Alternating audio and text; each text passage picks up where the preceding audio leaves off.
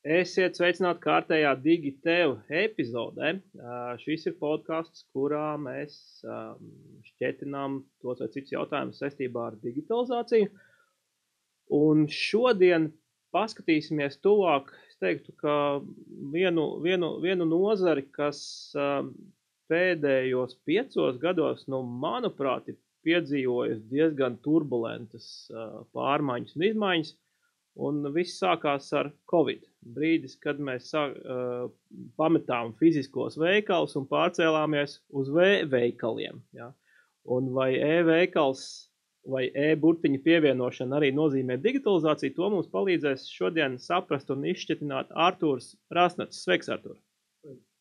Varbūt sākam ar īsu iepazīšanos, pastāsti par sevi, ko tu dari, kāda ir tava pieredze. Jā, tātad Artūrs, esmu IT entuziasts, tā var mani raksturot. Savu karjeru sāku kā fullstack programmētājs, tas mani ļoti saistīja, jā, bet nonācu līdz IT projektu vadībai, līdz ar saviem partneriem, kolēģiem arī dibinājām savu uzņēmumu. Un pēdējos 8 gadus mēs tieši specializējamies e-komercijā, internetu veikalu izveidē, jaunu uzņēmumu izveidē. Un tādā veidā ir daudz ko pastāstīt interesanti. Super, tad, man liekas, tu būsi lielisks sarunu partneris, lai palīdzētu saprast, ko nozīmē veikalam pievienot, es sauktu par e-vielām, jā, priekšā šo te burtiņu e mēs pievienojam. Šķiet baigi vienkārši, pieliekam veikalam bet kas tur slēpjās apakšā? Kas ir tie darbi, procesi, kas mainās un kas tur notiek šī e-burtiņa pievienošanas laikā? Jā, tā ir vesela maģija. Ja veikals mēs parasti saprotam fizisku veikalu, kur mēs dodamies, jā, tad e-veikals tas ir jau kaut kas digitāls, jā, elektrons, jā, elektrisks, ne, bet digitāls, jā, interneta vidē. Un tā ir vesela māksla, es teiktu, jā, šo e-komerciju, e-veikalu izveidot, panākt, lai tie lietotāji, kas tur ienāk, jā, lai viņi arī tur sajūtās līdzīgi kā fiziskā veikalā, jā, lai viņi visu saprot pirmkārt, kā atrast tās preces vai pakalpojumu, ko tu esi tur ielicis, jā, lai nodrošinātu, lai viņi tā pašsajūta viņiem ir atbilstoša, ērta, ātra, un tur ir ļoti daudz izaicinājumu tādā veidā. Un šis e-burtiņš it kā tik vienkārši, jā, vienu burtiņu pieliekam un ir e-veikals, bet īstenībā tā ir vesela zinātne. Te pirms mēs vēl iebrienam nedaudz tajā zinātnē tuvāk un parunājām jau par detaļām, kas ir tie izaicinājumi. Man tāds jautājums būtu, ja es esmu tagad, mazumtirdzniecības veikals vai tirdzniecības veikals fiziskā pasaulē, kurš būtu tas brīdis vai kurām organizācijām vai kuriem uzņēmumiem vispār būtu jādomā par e-veikalu? Labi, Covid laikā bija dzīve piespieda, bet ja tagad man par to būtu jādomā, kam tu ieteiktu par šo domāt? Jā, tieši tā, Covid parādīja to, ka šī e-komercija patiešām var strādāt. Ja pirms tam bija ļoti daudz skepses, ja, kad tur ir vajag ļoti daudz ieguldīt, lai beigās tas viss strādā, un vai tiešām tas ir to vērts. Bet Covid laikā cilvēki pierādīja, ja, ka tad, kad nav fizisko veikalu, viņi var tur iepirkties, un šī tendence arī saglabājas vēl jau šobrīd. Ja, un cilvēki ir sapratuši, ka tas ir vienkāršāk. Ja, tev nav jāiet, ja, tev nav jāstāv sastrēgumos, rindās pie kasēm, un tu vari tikpat viegli un ātri to izdarīt internetu vidē. Un uzņēmumiem principā jādomā visiem, jā, bet vai visiem tas der? Protams, ka nē.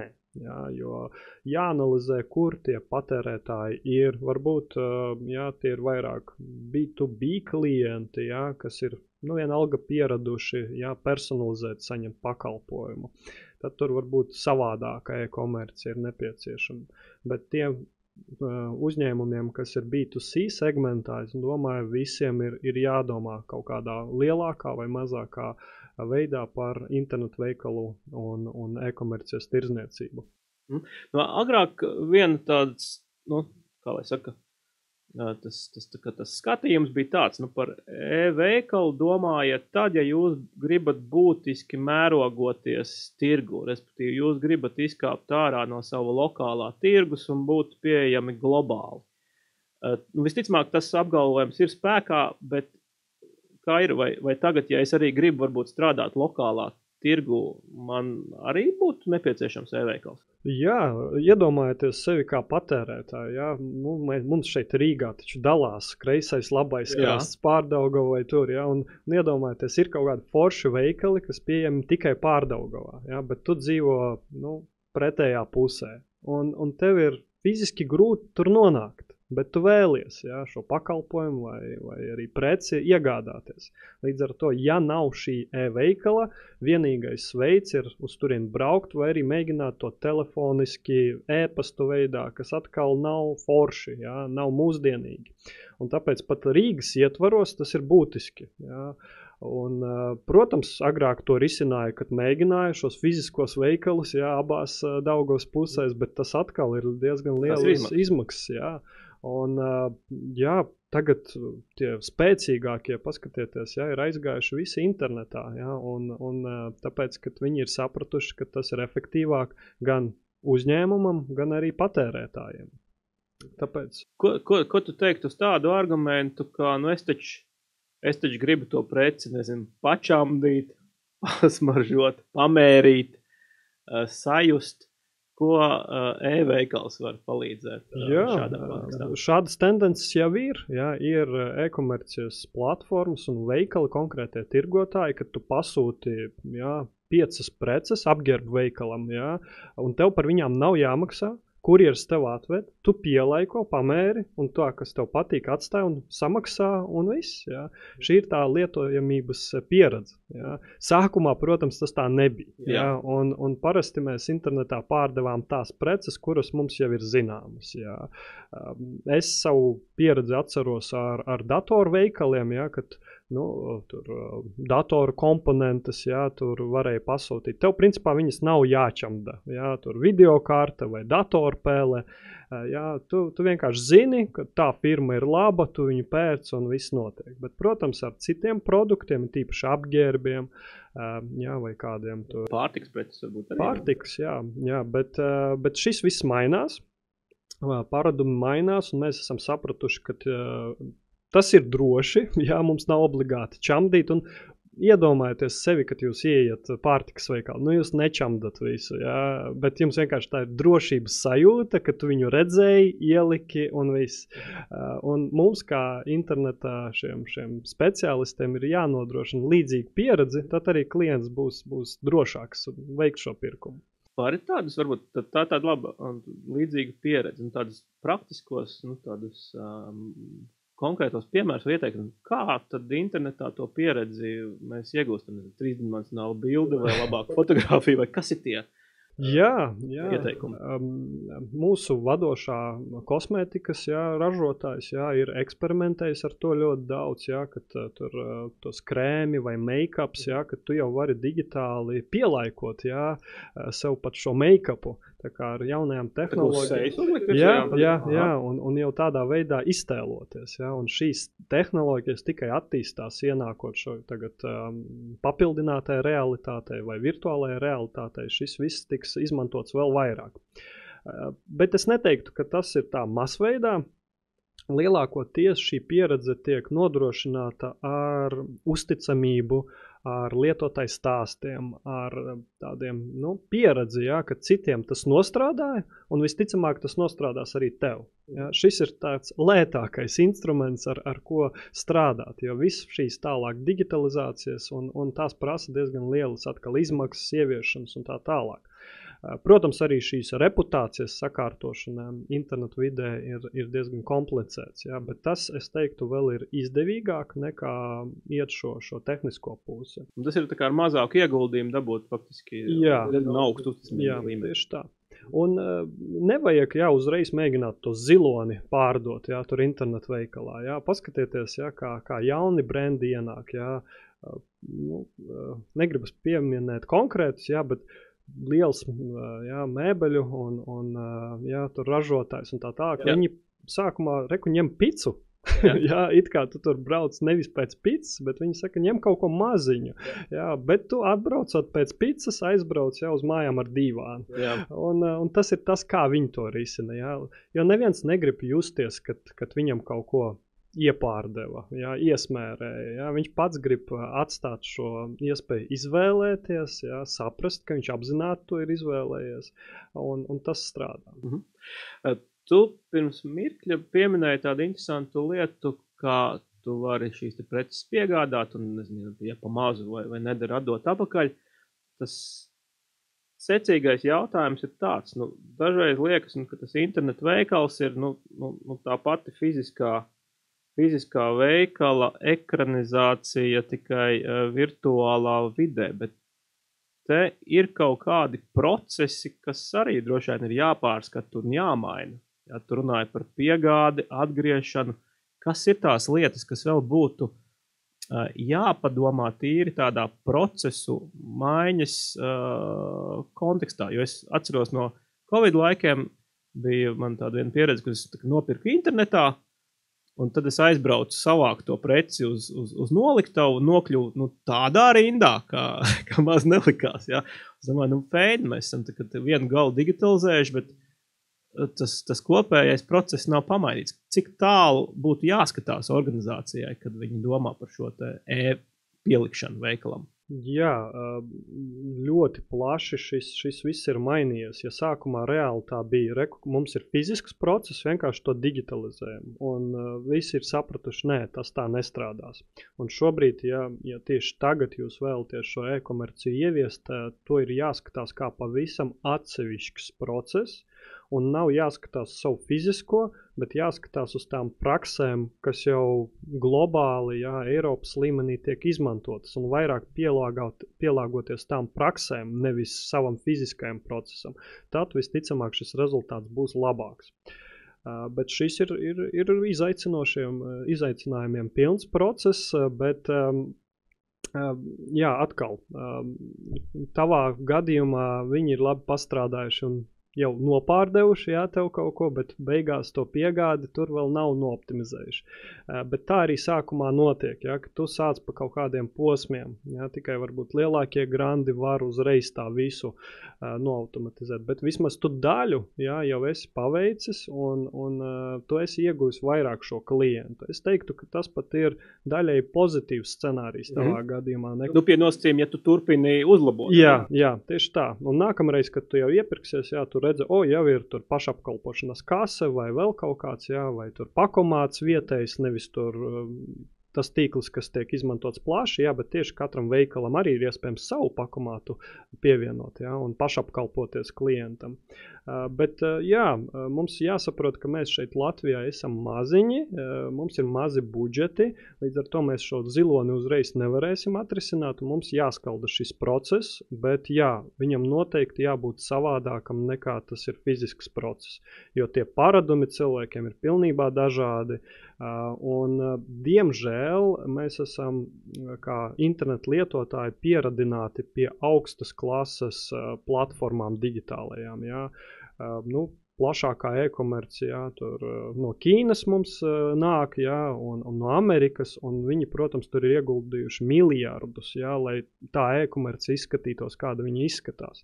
Un mums ar saviem resursiem ir jāpievelkas, lai kaut vai mēs atgādinātu kaut ko līdzīgu, un tas ir izaicinājums, Bet tad tava recepte būtu, ja jums ir jauda un kapacitāte, tad var to procesu tā kā plēst plašāk un tad tā no nulles visu pārdizainēt un uzbūvēt to klientu ceļu no izvēles līdz piegādē, līdz apmaksai, līdz atgriešanai un tad domāt, kā mēs to varam visu izdarīt, vai arī tad ejam pa solīšiem, sākam ar vienu, esam gatavi uzreiz ķerties klāt nākamajam blokam un tā, secīgi pa solīšiem šo te procesu uzlabojums veikt. Tā es es teiktu, ka jākombinē, ka augstā vadības līmenī ir jābūt šim big visionam, kad jūs izejat visam procesam cauri un saprotat, ka tur nav, kā mēs sakam, bottleneck, ka kaut kāda soļa, kur jūs vienkārši apstāsieties. Jā.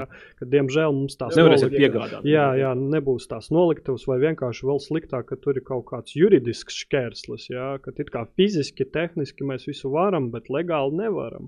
Un tā ir problēma. Līdz ar to šo procesu viennozīmīgi kādam visam ir jāiziet un jāizprot, vai to mēs varam. Bet tad es teiktu pielietot tādu startup principu, jā, kā MVP, jā, kad mēs ejam pa mazajiem solīšiem, piegādājam sākumā vismazāko produktu, kādu vien ir iespējams, lai notestētu, jā. Jo varbūt tas nestrādā, jā, un tad mēs jā, bet ar šo atkal ir otrs grāvis, ka tu vari piegādāt kaut ko pavisam negatavu vai sliktu un iegūt ļoti sliktu pirmo pieredzi, jā. Un tāpēc tas MVP princips šobrīd mainās. Viņš vienalga ir tāds maziņš, bet viņš ir pietiekami gatavs, lai ar viņu varētu strādāt gala lietotājs, nevis tikai testa lietotājs. Jā. Lai neievilktu lietotāju lamatu. Jā, tieši tā. Tu pieminēji arī šīs lielās platformas un nav noslēpums, viņām ir vārdi Amazon bet vai tev ir kāds laba recepte vai labs lēmumu pieņemšanas tā kā programmēta valodas skripts vai algoritms? Kā es kā uzņēmums varētu saprast, uz kuru stratēģiju man to likmi likt, iet uz tiem lielajiem un mēģināt tur nokļūt ar savu produktu, vai būvēt savu e-komercijas vai e-veikalu risinājumu un tad aizlausties pie saviem klientiem? Jā, šeit ir diezgan tāds līkločs ceļš, kā katrs uzņēmums nonāk pie viena vai otra lēmuma. Bet šobrīd mums ir pietiekami daudz datu, lai mēs varētu analizēt, un arī ir risinājumi, kur jūs varat paskatīties, ko jūsu tiešais konkurents dara varbūt citā valstī. Un ņemt secinājumos šos datus, un tādā veidā jūs varat nevis tikai savus pieņēmumus, bet arī klāt pielikt datus un tad strādāt. Un, protams, tā ir hipotēze. Es saviem klientiem saku, šobrīd ir veiksmīgs tas uzņēmums, kas pēc iespējas īsākā laikā var pārbaudīt visvairāk hipotēžu. Un vienkārši lietas šo visu kā hipotēzes un testē. Jā. Protams, tam jābūt laika resursiem, finansiāliem resursiem, bet bez šiem hipotēzēm jūs neiegūsiet savu pieredzi, savus datus, kas būs tie galvenie, lai pieņemtu gala secinājumus. Un, protams, ir jāatrod arī labu atbalstu, tāpat Amazon, tas ir ļoti sarežģīts marketplace, ar nulles zināšanām ieiet tur nevar neko. Apmaldīt. Jā, tieši tā, un vajag labu atbalstu atrast, un šobrīd arī mūsu mazajā Latvijā šādi lieliski cilvēki ir, tikai ir jāmeklē. Un viņi piedāvā gan bezmaksas informāciju, gan maksas un pakalpojumus. Šo visu vienkārši ir jāizmanto. Un šeit nonākot ir liela problēma, ka bieži vien šajos uzņēmumos, kas ir izvēlējušies iet tur, viņiem nav attiecīgi personas, kas ir atbildīgi par to. Jeb tā e-komercijas vadītāja. Jo kurš sēdēs autobusā pie stūra? Tieši tā, un kas uzņemsies šo visu rakšanas procesu, jo uzņēmuma vadītājs nevar to izdarīt. Viņam ir daudz citu atbildību. Un ja ir šis cilvēks, tad, kā saka, karoks rokā un tikai uz priekšu. Pietiekami daudz zināšanu šobrīd ir internetā, citu kompāniju, ļoti daudz programmu, kur tu šos datus var iegūt. Vēl viens tāds labs jautājums, un tu jau minēji tās, vēl vienu definīciju. E-komercija, e-veikals, tas ir viens un tas pats, vai tas ir kaut kas atšķirīgs? Tā ir daļa. E-veikals ir daļa no e-komercijas. Līdzīgi kā e-pasts, e-biļete, e-grāmata, tas ir kaut kādas šīs fiziskās lietas, vai procesa, tad digitalizācija. Līdzīgi arī e-veikals, kurš ir daļa no e-komercijas. Bet e-komercija kopumā ir krietni plašāks jēdziens nekā e-veikals. Tikko mēs arī pieminējām, ja Amazon Marketplace tā ir arī e-komercija, bet tas nav e-veikals. Tas ir Marketplace, kur visi šo platformu var izmantot, lai pārdotu savas preces. Bet e-veikals parasti ir kaut kas, radīts konkrētam komersantam vai komersantu grupai, kurā viņi tad piedāvā tikai savus pakalpojumus vai produktus. Ja? Viņš tātad ir diezgan pielāgots. Un, ja sākumā bija tendence attīstīt tikai savus risinājumus, tad bija liela tendence mukt prom, jo savi risinājumi ir dārgi, jāuztur un tā tālāk, tad visi skrēja prom no saviem risinājumiem un izmantoja šos marketplaces.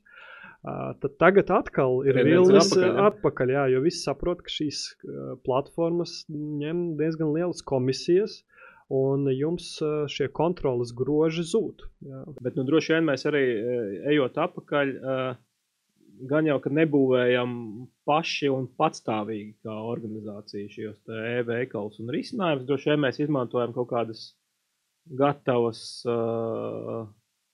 platformas, tā?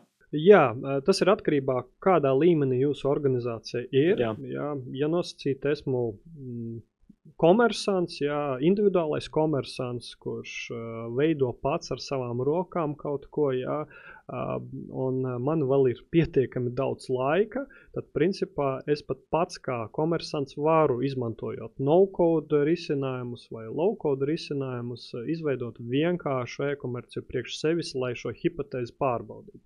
Es teiktu, tas būtu pareizais solis sākumā, kad vēlies pieņemt lēmumu vai vispār būvēt internetu veikalu.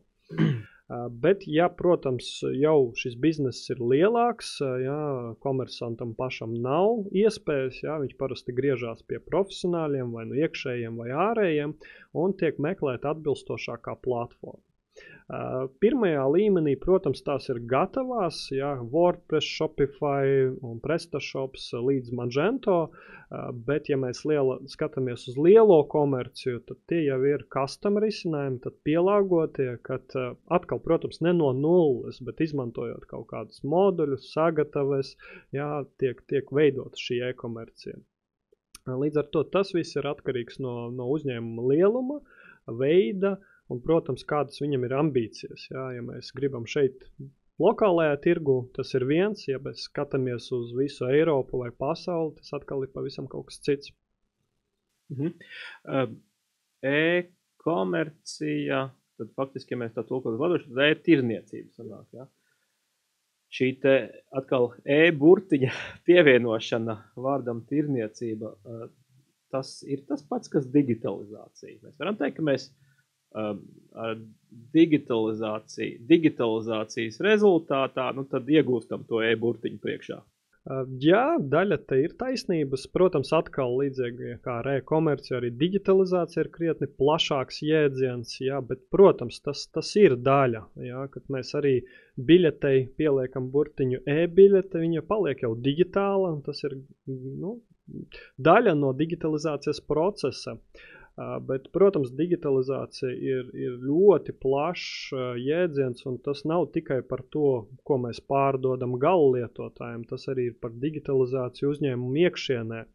Un tas arī atšķir tos mazos komersantus, kad viņi grib vienkāršu veikalu, viņiem šī digitalizācija ir minimāla, jo viņi ļoti daudz dara manuālu darbu. Jeb ievadot preces internetu veikalā, tas arī ir process, un bieži vien sākuma procesā mazie komersanti to dara manuāli rokā. Bet līdz e-komercija izaug, viņi saprot, es nevaru aizpildīt 1000 vai 4 vai 10 vai pat 100 000 produktus un patstāvīgi to uzturēt. Tam jau jābūt kaut kādā veidā digitalizētam, savienotam ar resursu pārvaldības sistēmu, grāmatvedību, un tajā momentā sākas īstā digitalizācija iekšā uzņēmumā, kad tu izej cauri visiem šiem procesiem un mēģini atbrīvoties no visām manuālā darbībām, ir tīpaši tām, kuras tiek darītas dubultā vai 3 reizes, vieni tie paši tiek ievadīti. Bet ja mēs skatāmies par e-veikalu vai e-komerciju, bieži vien tur mēs sastopamies ar ļoti daudz manuālu darbu. Līdz ar to tā nav īstā digitalizācija vēl joprojām. Tad faktiski digitalizācija tavā definīcijā, tevis dotajā definīcijā būtu tā kā procesu maiņa, tos optimizējot, samazinot dubultas ievades, manuālu apstrādi un izmantojot tehnoloģiju. Jā, manā tādā ideālā Vai es savādāk paprasīšu? Ja tev būtu 6-gadniekam jāpastāst, kas ir digitalizācija, kā tu to izstāstītu? Jā, 6-gadniekam tas būtu pagrūti, bet es sāktu ar to, ka mēs paņemam kādu datu, 6-gadnieks visticamāk zīmē kaut ko, un ja mēs šo zīmējumu tātad nofotografējam, ja, un aizsūtam omei, draugam, tā jau ir tā daļa no digitalizācijas. Bet tas ir tikai tāds pirmais solīts, jā? Jā, tie ir tie pirmsākumi, līdzīgi kā ar internetu veikalu, jā, vai ko citu. Un tad, protams, digitalizācija jau būtu, kad mani bērni jau ir iemācījušies, jā, kad viņi grib kādu krāsājumu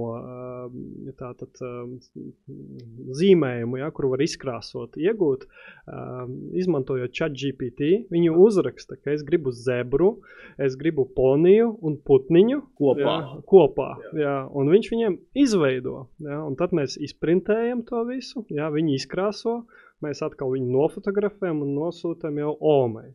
Tas faktiski maina to procesu, kā tu nogļūst vispār pie tās sākotnējās bildes. Tieši tā, jā. Jo iepriekš mamma vienkārši vai tētis parasti grāmatnīcā, jā, mēs nopērkam tās krāsojamās grāmatas, jā, bet tad viņi ar laiku saprot, tur ir kaut kādi, viņu tēmas, jā, kas parasti pārdodās, bet viņi grib kaut ko personalizēt, savu. Kaut ko vēl vairāk. Jā, un tas jau ir tāds digitalizācijas, kad viņi to saprata, ka šis ir viņiem spēj dot kaut ko tieši priekš viņa, un tādā veidā, jā, tas ir šobrīd mūsu mājās tā top lieta, jā, kad mums ir jāveido šos zīmējumus. Paldies par lielisku definīciju.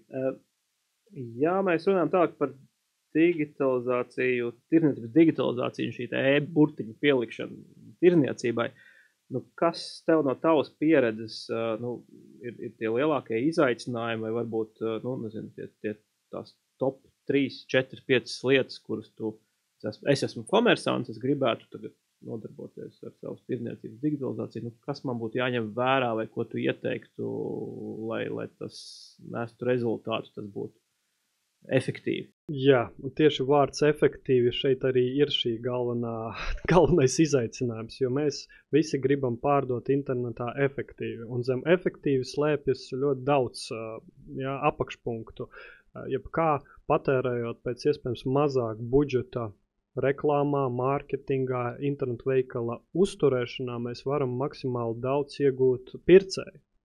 Un šis viss ir diezgan liels izaicinājums, jo šie paradumi, tendences mainās, konkurence dara savu, un tev patstāvīgi jābūt tādā darba plūsmā, lai šo efektivitāti noturētu. Un šis ir pats galvenais izaicinājums visiem e-komercijas, komersantiem. Tur nevar gulēt, jo daudz domā, ka tirzniecība ir tāds slinkais variants. Tur palaidīšu. Jā, un viņš pats, ka tas fiziskais veikals, tas ir grūti. Es saku, nē, fiziskajā veikalā varbūt pat ir vieglāk, jo tur tu konkurē tikai ar to, kas tev ir fiziski apkārt, un ja tur ir tā cilvēku plūsma. Ja viņi iet garām, tev viņi iet garām. Jā, tur tu vari vēl kaut kā. Jā. Protams, tas arī viss ir tur sarežģīti un sarežģītāk, bet e-komercijā ir atkal savi procesi, savi konkurenti. Jā. Konkurents var vienkārši, kad tavs klients raksta tavu internetu veikala vārdu Google, viņš var reklamēties virs tevis, un to var darīt 4, 5 komersanti, un tas ir tāds diezgan agresīvs mārketings, un kā no tevis atvelk tavus potenciālus klientus. Un to visu uzturēt darba komandu, darba vidi, finansējumu, tas viss ir diezgan sarežģīti. Šito es dzirdētu, ka uzņēmums uzdot pretjautājumu, ir tā vērts? Ir, jo beigās, kad jūs atrodat šo formulu, kas priekš jums strādā, un jūs atrodat arī tos produktus vai pakalpojumus, ko pērk, tad paliek vieglāk. Tā mērogojās ļoti tas ātri, ne? Un tad jūs arī saņemat patstāvīgi šos rezultātus. Jūs varat redzēt, kas strādā, kas nestrādā. Jums jau nav jāgaida tur mēnešiem ilgi, jūs varat diezgan ātri pielāgoties. Un tas noteikti ir vērts. Kas vēl ir tas Klientu pieredzes uzlabošana, ko mēs teicām, sākumā, kad viss mainās, un tīpaši ārzemēs, šīs tehnoloģija izmantošana ir ļoti plaša, un viņiem ir lielāki budžeti, bet tas vēlāk arī nonāk līdz mūsu tirgumu, un mūsu klienti arī kļūst prasīgāki. Un mums arī kaut kādā veidā jāpielīdzinās šim globālajam vai Eiropas līmenim. Ja? Tas nozīmē, mums ir jāatjauno tehnoloģijas, jāmaina. Ja? Kad es saviem klientiem saku, ka e-komerces risinājuma dzīves ilgums ir 5-7 gadi, Tur 20 nokrāso sienas un viss kārtībā. Tieši tā. Un iedomājieties, jums pēc tiem 5-7 gadiem būs atkal šis jāsāk kaut kādā veidā no jauna. Ja? Protams, var to paildzināt, bet tā ir tāda bumba ar laika degli. Vienā momentā vienalga viņa sprāks, un tev ir jāatjauno to tā kategoriski, nevis drusciņi. Un šis arī ir izaicinājums. Un, protams, jaunais vilnis ar regulāciju, datu drošību, pieejamību, privātumu, visu šo politiku un kiberdrošību. Šis viss arī diezgan lieli izaicinājumi un arī lieli riski. Tādu negatīvu varbūt piemēru jums pastāstīšu, kas sākās pavisam kā success story. Komersants atrada ļoti lielisku produktu, ko tirgot Amazon Marketplace'ā, un 1,5 gadu arī veiksmīgi to darīja, apgrozot vairākus miljonus. Bez sava internetu veikala, pasūtot no Ķīnas ar nelielu noliktavu, pasūtot tālāk uz Amazon. Viss notika lieliski. Līdz nonāca gada pārskats, kad viņiem ir jānodot, jāsakārto grāmatvedība, un izrādījās, ka viņi aizmirsa pievienot PVN, tātad nodokli. Un iedomājieties, uz miljonu apgrozījuma 21%, tie ir lieli. Un, protams, tas komersants to naudu vienkārši netur, viņš atkal apgroz. Un viss success stories beidzās ar to, ka jāpasludina maksāt nespēju. Un šis arī ir šis izaicinājums. Šim komersantam jābūt diezgan zinošam, gudram un jāvaldā ar šo visu informāciju, kas ir dažādās kategorijās, gan juridiskā, gan tehnoloģiskā, gan mārketinga, pārdošanā. Un šis kopumā saliekot ir sarežģīti. Bet pateicoties labai komandai, sadarbības partneriem, to principā var paveikt. Tas, ko tu saki, man nolasās likmes ir lielas. Tas ieguldījums, tās gaidas ir tādas, ka mēs tā kā saskriesimies te pāris reizes un visu to, kas man ir tur varbūt noliktavas uzskaits sistēmā, es tā kā nopublicēšu kaut kur internetā un tad viss notiks. Droši vien, ka tā nav, tas ir ieguldījums no organizācijas puses. Un tā atmaksāšanās būs tikai tad, ja to mēs darām pareizi? Nē, protams, ir arī veiksmes stāsti, ka tas sanāk nejauši, un klienti paši pie tevis klauvē un saka, kur tad ir, kāpēc nav internetā, un tad, labi, ņemiet, un viss aiziet, un tā dabiski. Šis ir tas stāsts par product market fit, ka cik tas produkts ir pieprasīts tirgu. Un kad šis pieprasījums ir tāds vidējs un konkurence tur arī diezgan augsta, protams, tad arī tur ir rodas ir jāmēģina tikt cauri tam. Jāizgraužas tam visam, bet katram ir savi stāsti un savi ceļi ejami. Jebkurš komersants, es domāju, arī ir tas entuziasts savā nozarē un savā produktā, pakalpojumā, ko viņš tur pārdot, un tādā veidā viņam nemanot iet pāri tiem šķēršļiem, lecot ar smaidu sejā, un tādā veidā tas neizklausās tik sarežģīti. Bet vienkārši es te gribēju akcentēt to, ka to jāuztver nopietni, jo tie riski beigās ir diezgan nopietni, un tīpaši šobrīd ar šo visu datu drošību, kur var vienkārši nejauši, izdarīt kaut ko nepareizi. Vēl viens no tādiem negatīviem piemēriem, ka liela organizācija izmantoja Google formas, lai savāktu atsauksmes. Un izrādās, ka Google bezmaksas Google Forms versijā nedeklarē, kur šie dati tiek glabāti. Un tādā veidā tas ir klājs GDPR pārkāpums. Un pie audita tas tika atklāts un uzņēmumam no apgrozījuma tika piemērots soda nauda. Un tas, protams, viss beidzās diezgan ar lielu mācību, jā, negatīvā formā, bet tas var dažreiz būt vienkārši tā nejauši. Nu, kā vēl parunāsim, mēs tā kā par tagadni parunāsim nedaudz par nākotni, beigās skatoties uz priekšu. Uz kurieni mēs dodamies tādā kaut kādā 5 gadas perspektīvā? Kas ir tie lielie atslēgas vārdi, vai kā šķiet šī tirniecība mainīsies varbūt pēc 5 gadiem? Nu, tie atslēgas vārdi, kur mēs dzirdam apkārt virtuālā realitāte, mākslīgais intelekts. Kriptomaksājumi, tas jau laikam vairs pat nav nākotnes jautājums, bet uz kurien, kā tas izskatās, varbūt, kāda tava nākotnes vīzija? Pēc 5 gadiem, kā izstās tirniecībai, kas ir tie, kā mēs strādājam? Īstenībā šobrīd 5 gadus nodefinēt ir sarežģītāk nekā kaut kādus 15, jā? jo tieši šobrīd viss mainās, un mēs nezinām vēl, cik ātri 5 gadu laikā mēs šo visu varēsim adaptēt. Varbūt mēs būsim turpat, jā, jo varbūt tās jaunās tehnoloģijas. Mūsu spējas varbūt būs zemākas nekā tās tehnoloģijas, kuras mums ir pieejamas. Jā, bet viennozīmīgi, es domāju, ja mēs paskatāmies uz tā gudro Eiropu un gudro Ameriku, un varbūt arī Ķīnu šobrīd, jā, kur viņi ir šobrīd, visticamāk tas arī būs, kas mums diktēs noteikumus pēc 3, 4, 5 gadiem. Tas vilns atnāk pie mums bišķi lēnāk. Jā. Tā būtu tas realistiskais. Bet gribētos ticēt, ka būs vairāk, kad arī mazie komersanti spēs pāriet arī uz mobilajām lietotnēm, aplikācijām, kā mēs viņus saucam, jā. Tiešām aplikācija būs, jo man piespiest uzlikt jaunu aplikāciju, man ritīgi grūti. Jā, šobrīd tas ir tas pretvilnis, ko mēs sagaidām, jā, ka atkal vēl viena aplikācija, līdzīgi kā atlaižu karte, lojalitātes karte, jā, bet ja mēs paskatāmies no lietojamības ērtuma, aplikācija ir vistuvāk tam patērētājiem. Un webs vēl it kā attīstās ar progressive web apps un tā tālāk, ka viņš tur grib nonākt. Bet tas atkal vēl nav tik tuvu. Varbūt pēc 5 gadiem būs, varbūt nē. Es šobrīd lieku vēl joprojām lielākas likmes tieši uz aplikācijām. Varbūt, Googles atrisinās, ka viņas nav jāinstalē. Tu ienāci mājaslapā un jau mājaslapa ir kā aplikācija, jā.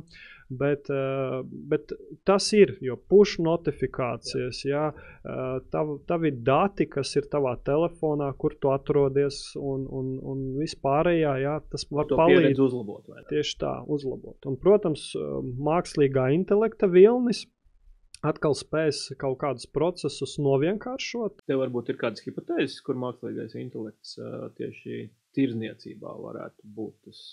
Jā, šobrīd tas jau notiek, īstenībā tas nav tagad vilnis, viņš ir aizsācies jau kādus gadus 5, 10 atpakaļ, kad mēs runājam par personalizēto e-komerciju. Jā. Šobrīd ienākot internetu veikalā, viņš principā visiem ir plus mīnus vienāds.